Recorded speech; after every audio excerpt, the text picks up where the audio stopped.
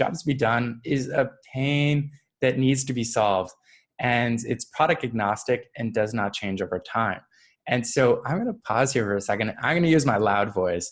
So it's, oh, it didn't do it. It's product agnostic. And so if we go back to this definition of what a job to be done is, it is really a pain that needs to be solved. And so people will solve that pain in any number of ways. And so it's not necessarily even limited to a product. We could be solving this with the service or any other means of this. So we're going to dive into a couple of examples to really flush this out so you can understand what this is in an everyday scenario, as well as for your SaaS product. And so what this really is, the difference between jobs to be done approach and the more traditional one is, well, jobs to be done focuses on these situations that drive the need for us to hire a job. And so we hire, excuse my voice, a product or service to get a specific job done.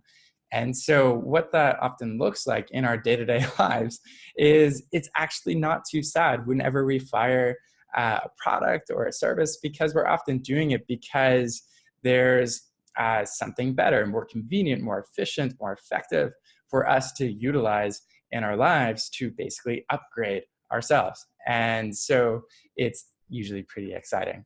And so one example here is really different than the more traditional approach in marketing that you're probably familiar with, which is personas.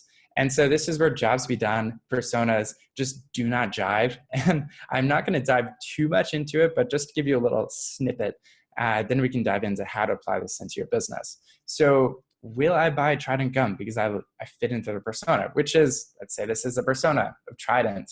And so although I fit into the demographics, I love Silicon Valley as a TV show, woo, and a couple other things, absolutely not.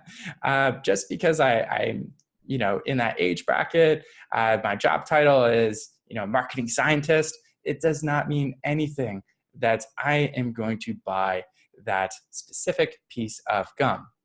So the big difference here between jobs to be done approach, traditional, think about the jobs to be done is you're looking for those situations, like what causes someone to get rattled up and to really want to solve that specific pain point. Whereas with correlation, we're looking at like what job title is very specific to this kind of person who might buy our product. And so you're really just looking for like percentiles when it comes down to correlations. And to further prove my point, in the slide share, definitely check out this link. There's some really fun correlations just to kind of show you how far off some of these correlations are. And so to wrap it up, the situations, they drive change, not the job titles.